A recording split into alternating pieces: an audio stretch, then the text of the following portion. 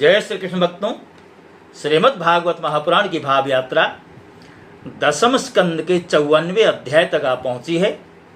इस अध्याय में शिशुपाल के साथ ही राजाओं की और रुक्मी की हार तथा श्री कृष्ण और रुक्मिणी जी का विवाह प्रसंग दिया गया है।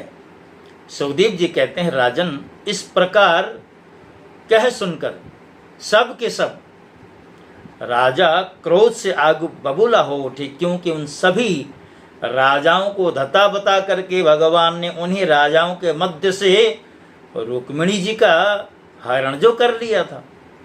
और सब ने भगवान का अपने शस्त्रों अस्त्रों के साथ पीछा किया।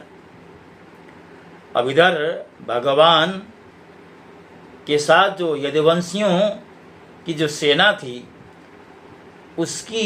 उसके सेनापतियों ने देखा कि हम पर चढ़ाई करने के लिए शिशुपाल आदि हमारे पीछे पीछे आ रहे हैं, तो यदुवंशी सेनापतियों ने भी अपने धनुष के टंकार किए, अर्थात हम भी तुमसे एक तरह से मुकाबला करने के लिए तैयार हैं।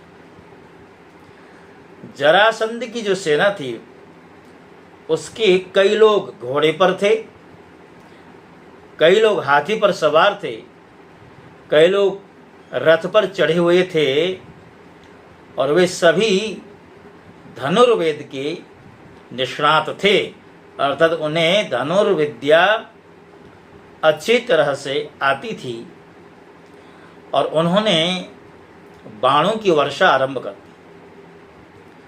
और ठीक उसी तरह जिस तरह पहाड़ों पर मूसलाधार वर्षा गिरती है, तो पहाड़ों की कैसे स्थिति होती है, मानो यदुवंशी सेनाओं की भी यही स्थिति होने लगी।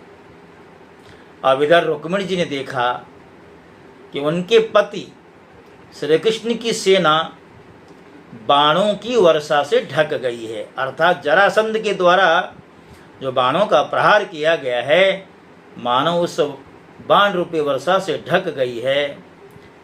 रुक्मिणी जी भयभीत होने लगी और भयभीत नेत्रों से भगवान की ओर देखने लगी। भगवान ने हंसकर कहा, देवी डरो मत, तुम्हारी सेना अभी हमारी जो सेना है, हमारी जो सेना है, शत्रुओं की सेना को संहार करने में, नष्ट करने में समर्थ है। तुम्हें घबराने की आवश्यकता नहीं।